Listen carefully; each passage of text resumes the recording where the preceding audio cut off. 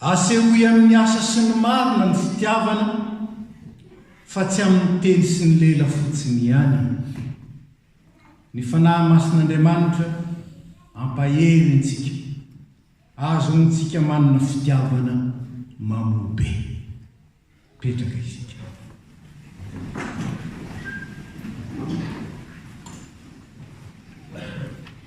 Hitatsika araka ny afatra nampitaina tamin'ny tanora sy ny ankizy teo ny mahazava-dehibe ny fitiavana, ary fantatsika loatra fa raha fitinina ny fanambaran'ny soratra masina manontolo, raha fitinina ny sitrapon'Andriamanitra ho an'ny zanany, raha fitinina ny lalàna rehetra dia voalaza amin'ny teny roa izay rentsika teo. Ny voalohany, tiavan'i Jehovah Andriamanitra aho amin'ny fonao rehetra sy ny sainao rehetra sy ny fanahinao rehetra ary ny herinao rehetra. Ny faharoa, tiava namanao tahaka ny tenanao. Io ny sitrapon'Andriamanitra ho antsika androany, ary io ny sitrapon'Andriamanitra ho antsika mandritry ny fiainantsika, satria ny fitiavana ny fehiny fahatanterana. Satria raha ny finoana sy ny fanantenana ary ny fitiavana tokoa no mitoetra tsy azo ravana, dia ny fitiavana ny lehibe amin'ireo. Saingy izao, raha Andriamanitra fitiavana Andriamanitra ka nijanona tany amin'ny fanjakany, tany amin'ny lanitra ambony tany izy, ny olona tany izy satria dretrika ny aina tao amin'ny fahafenona, ny tafin'ny voninahitra, ka raha nijanona tany ny zanak'Andriamanitra fa tsy nidina tety, nanahoana isika? Nanahoana? Raha toa ka adinon'Andriamanitra ny fanekena na marimarina koa nambarany fotsiny ihany ny fanekena ny fanaovany tamin'ny Abrahama, fa tsy ny tanterana, ka tsy ny vonjeny tsy nafahany tany Egypta ny zanak'Israely. Taizao aiza nisy ny firenen'Andriamanitra. Ary raha toa ka tsy nanaiky ho antson'Andriamanitra sy irahan'Andriamanitra ireo mpaminany ny fandimby samihafa izay nanambara indrindra ny fitiavan'Andriamanitra tahaka ny Isaia, ianao nireketa amin'ny fitiavana. Nanahoana ny zanak'Israely? Ary raha toa ka mbola atao anatin'ny tavitra ary tsy nanana ny herin'ny mpanahy ny apôstôly, tsy sahy nitohy, tsy sahy nanambara ny vaovao mahafaty dia ny fitsanganan'i Jesosy Kristy tamin'ny maty amonjy ny mpanota. Taizao aiza izao tontolo izao? Andriamanitra fitiavana n'Andriamanitsika,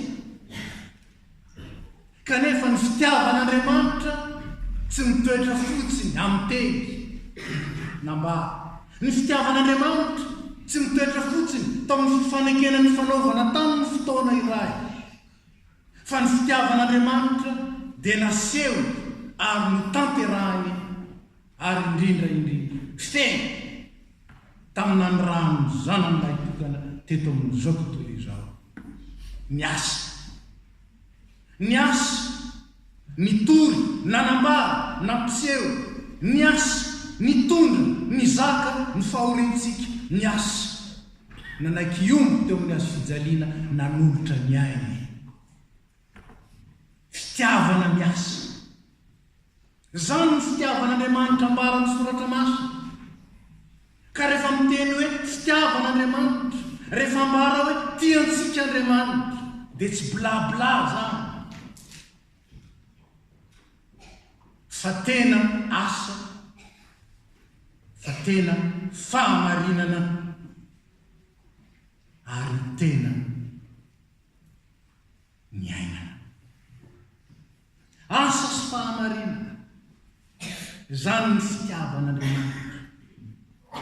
Hoy aho hoe raha tsy nataon'Andriamanitra rehetrarehetrareo, tsy nirainy Mosesy, tsy nirainy mpaminany, tsy nirainy Jesosy, ary tsy nirainy ny apôstôly, ta isika mety tsy tetokory. Hoy ianao angamba hoe mety netsena teny ny boulevard, fa mety tsy nisy tsony akory ny boulevard, mety tsy nisy tsony akory Toulouse, mety efa fongany zao tontolo izao. Ny fahariton'Andriamanitra nasehony tamin'ny fitondrana izao tontolo izao, ary ny fitiavan'Andriamanitra nasehony tamin'ny asan'ny Kristy hatramin'ny voalohany ka hatramin'ny farany tanteraka zany. Dia mampianatra antsika ny apôstôly Jaona eto hoe zao no ahafantarantsika ny fitiavana, dia izy nanolotra ny ainy hamonjy antsika. Ary sika koa tokony mba hanolotra ny antsika hamonjy ny rahalahy. Marina loatra zany, saingy iainako sy iainanao hoe zao mbola velona zao, atsangana ny tana amin'izay efa nanolotra ny ainy ho an'ny sakaiza, ho an'ny nama. Raha manangan-tanana ianao dia mpandangy, satria mbola tsy maty akory ianao. Aiza izay ianao natolotra teo. Ary ny heviny dia ity: Jesosy Kristy nanolotra ny ainy dia ty hatramin'ny farany, ary ny fitiavan'ny Kristy hatramin'ny farany dia nasehony tamin'ny asa sy ny marina. Inona ny asa? Efa nambarako teo zany, ny nidinaky, ny nitoriky, nandehanany teny rehetra teny, ny zakany sy nitondrany ny fahoriana indrindra, ary nombony teo amin'ny azo fijaliana. Zany ny fitiavany, ary zany fitiavany zany ny mahatoy izao antsika. Manahoana kosa ny fitiavantsika azy? Manahoana kosa ny fitiavantsika? Manahoana? Raha mamaky ny Jaona voalohany io, sika manomboka amin'ny 9:40, vakiko teo le hoe zao no ahafantarantsika ny fitiavana. Dia hoy izy amin'ny 7:70 hoe zay manam-pananana amin'izao fiainana izao mahita ny fantrany rahalahy kanefa mihirim-belona aminy, ahoana no toeran'ny fitiavan'Andriamanitra ao anatiny? Ahoana? Hoy ny mpamorikirana amintsika hoe tsy vita ponena, tsy vita an-dranomasina. Oh, io fotsika io mora midobodoboka io, antsô indrisy fa mijanona amin'izay. Afa tsy ho tia amin'ny teny na amin'ny lela isika na amin'ny fihetsen-po, fa amin'ny asa sy ny marina. Izany no ahafantarantsika fa avy amin'ny marina isika. Inona ny marina? Ny marina dia izao: mandalo fa fiainan'izao sy ny filany, fa zay manao ny sitrapon'Andriamanitra no maharitra mandraka zany. Ny marina dia izao: sitrak'Andriamanitra loatra tao amin'ny zanany, ny andehanantsika amin'ny fiainam-pahamasinana, ka hananantsika amin'ny fahafianona ny toetr'Andriamanitra rehetra, ny vokatry ny fanahy. Ka dia entan'ny tompo isika hanaraka azy, hianatra aminy mba azontsika miorina amin'izany marina. Inona ny marina? Ny sitrapon'Andriamanitra ny marina. Zany nanambaran'ny Paoly azy raha maky ny Romana 12:10. Sitrapon'Andriamanitra dia izay marina, izay tsara sady ankasitrahana ny marina. Aoka tsy toy amin'ny teny na amin'ny lela isika fa amin'ny asa sy ny marina. Io fahamarinan'Andriamanitra io marina io mitaritan'ny tompo amintsika, natonga antsika ray aman-dreny, nanamafy ny fanoloran-tenantsika, nanolotra ny zanantsika ao an'Andriamanitra teo amin'ny batisa. Reny vadin'ny batisa ireny no marika saingy vita me. Tsaroana ve ireo vady dimy nitaterantsika teto anatrehan'Andriamanitra sy teo anatrehan'ny fiangonana. Ity zanako ity tsy zanako intsony fotsiny fa zanak'Andriamanitra, ka tezaina tahaka ny zanak'Andriamanitra. Azoto hivavaka ho azy sy hampianatra azy hivavaka, ampiditra azy ho mpianatra sekoly alahady, hijoro vavolombelona na amin'ny toetra na amin'ny teny. Ndray mandeha zay namangy kristiana, dia rehefa avy namangy dia nanao asa teo dia nisotro dite, dia mba tonga ny ankizy avela ankizy sotro dite, tonga teo le boakely miteny ratsy metrany dia mifela amin'ny rano tamaina, zaza maditra dia ozy izy le ramatoa, ianao ihany nampianatra azy an'izany.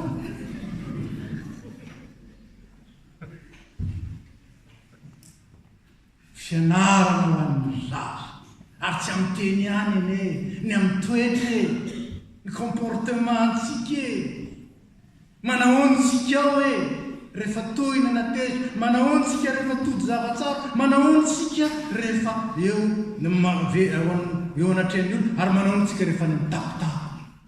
Tsika ihany eny mpianatra ny zanantsika tsara velatsia, aza sehoseho aloha, afiana any ambanitsy, zay ny dikany. Tsy hitan'ny olona dia ohatrany hoe madio nefa maloto ny ao ambanitsy. Tsaroantsika ve mivaditsika tamintsika nanomtena mpandray fanasany tompo, azo ty vavaka isanandro, andinika ny baiboly ary izary zany amin'ny hafa, hitory zany inge ny vadina taotao hoe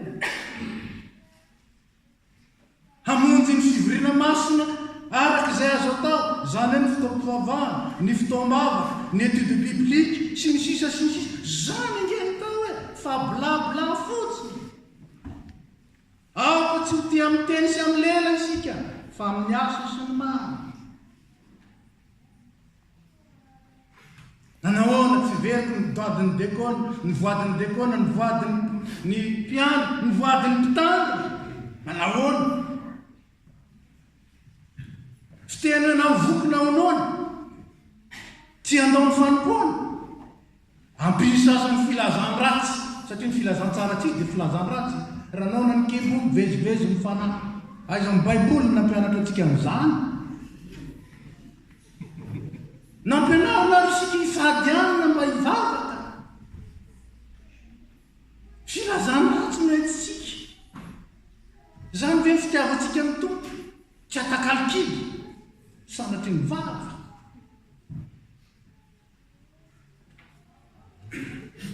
Manahoana ny fahamarinany fitiavantsika an'Andriamanitra, ilazantsika hoe tiako ny araka aminao Jesosy, naiza itondrahanao aho. Marina ve tena naiza tokoa? Tena naiza.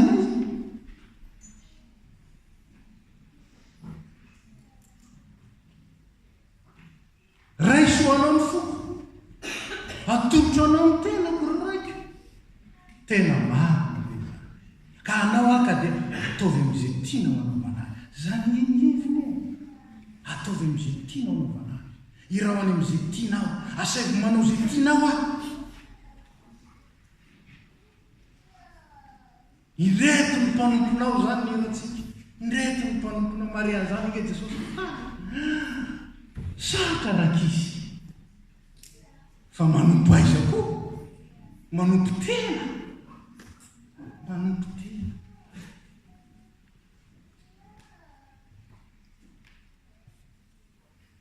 Ozy le anankiray mpanany andro zay, mpanao antsika any Madagasikara, mijery izy, tsika kristianina reto nge ozy izy dia mahay mitory, tiavany namanao tahaka ny tenanao. Fa ny tena tiritsika nge ozy, tiavany tenanao tahaka ny tenanao.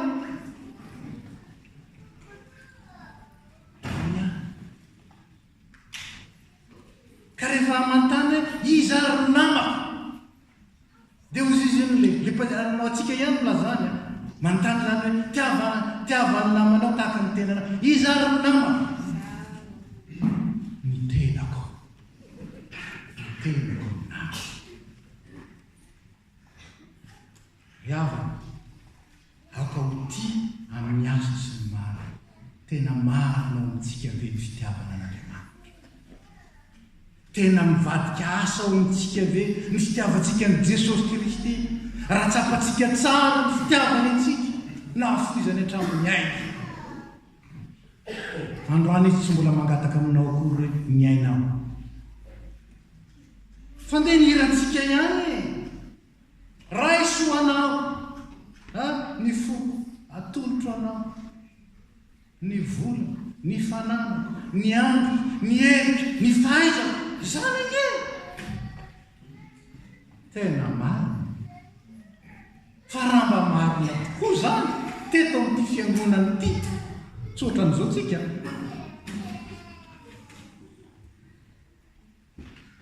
olona eto amintsika eto ihany no miteny zany ary marina miteny raha zay fampianarana atao teny Tolozy zay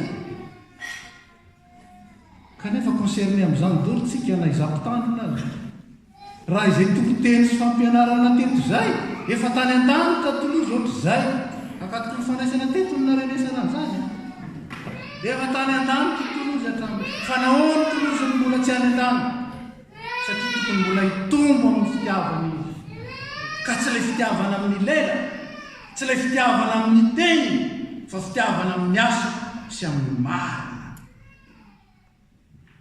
aoka ny foko sy ny fonao hiara-miteny tena iray zany tokoa ve tianao ve le tiany Jesosy ary alanao ve le alan'i Jesosy zany tokoa ve aoka sy ny saitro sy ny sainao ray safidy mandrakizay tena safidin'i Jesosy tokoa ve ny safidinao ka ho Jesosy hoe ity na dia hatramanainary anaiky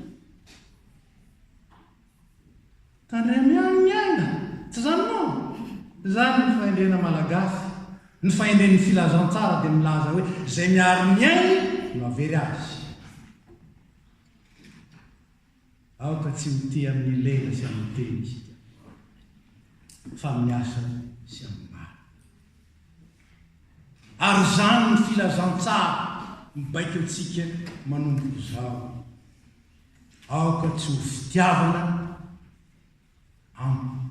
amin'ny fihetsem-po na amin'ny vava fotsiny mila fihetsem-po fa raha tsy mitepy fitiavana fo amin'ny fomba ahoana moa no andehana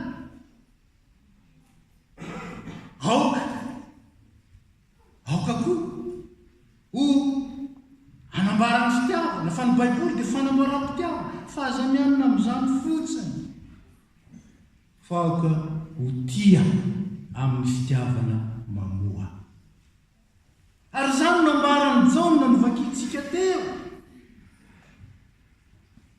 ny fitiavana ny mampiray antsika amin'ny tena voaloto ny fitiavana ny mampiray antsika amin'ny Jesosy Kristy ary amin'ray marina amin'ny Jesosy Kristy isika ka mitoetra amintsika ny teny zany hoe ao amintsika ny marina ny fahamarinan'Andriamanitra dia ahoana mamobe ary zany nankalazana ny ray mba hamoazanareo be ka ho tonga mpianatro ianareo fitiavana mamoa zany ny fitiavana fa tsy tiavana raha vony fotsiny tsy ho fitiavana blabla fotsiny tsy ho fitiavana mifanekena fotsiny ataon'ny ray aman-dreny inona itelo tsy fitiavana iraina fotsiny fa mba ho fitiavana seho amin'ny asa ho fitiavana seho amin'ny marina ary ho fitiavana mamobe amin'ny vokatra maharitra ka azahoany tompo mitsenantsika hoe avia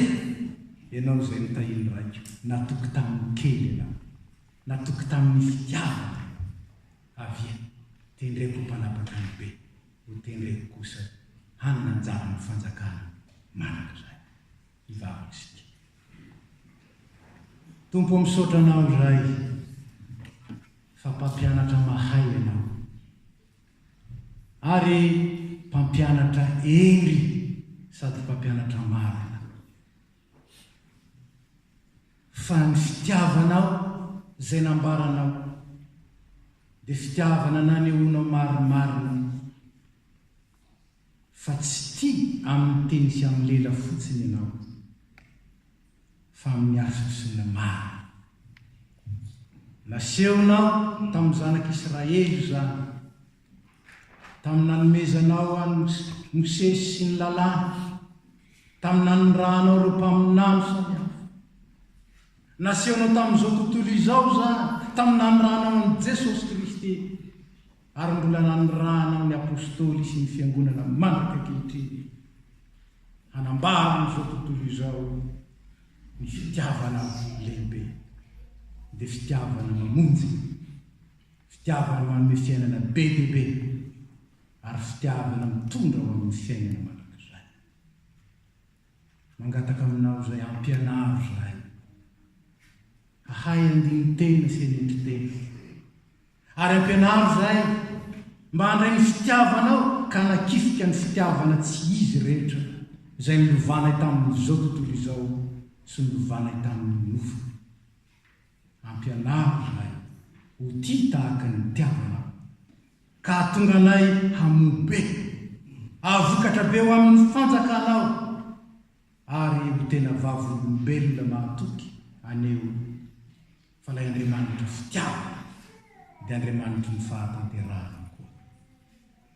Manoloana ny asa napetraka ao teo anivon'ny fiangonana, izay napetraka ao aminay tsiraray avy, mpiangona tsotra, mpandray ny fanasan'ny tompo nandraikitra misany ambaritonga, manoloana ireny asa apetraka ao ireny, dia mangataka aminao zay feno ny fitiavanao zay ataovy, tsentsy ny fitiavanao ny fonay, fa fitiavana aseho amin'ny asa sy ny mary, mba hahatonga anay ho tena vavolombelona mahatoky, ho vavolombelona fahamarinana.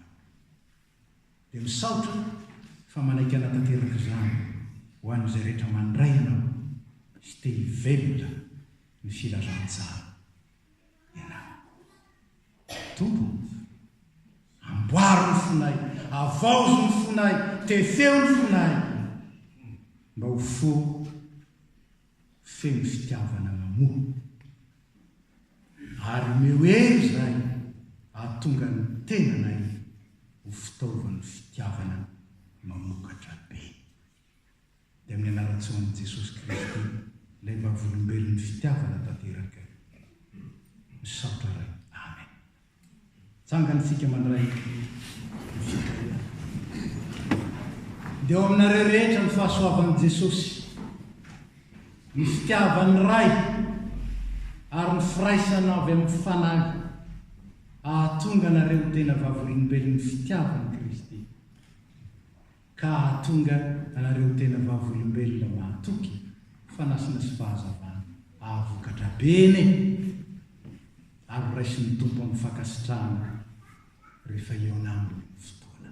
Mahatoky ilay niantso anareo, izy ampahery anareo amin'izany, ary hatanteraka anareo mba voninahitry ny anarany, ary fifaliana sy fisaolana ho anareo.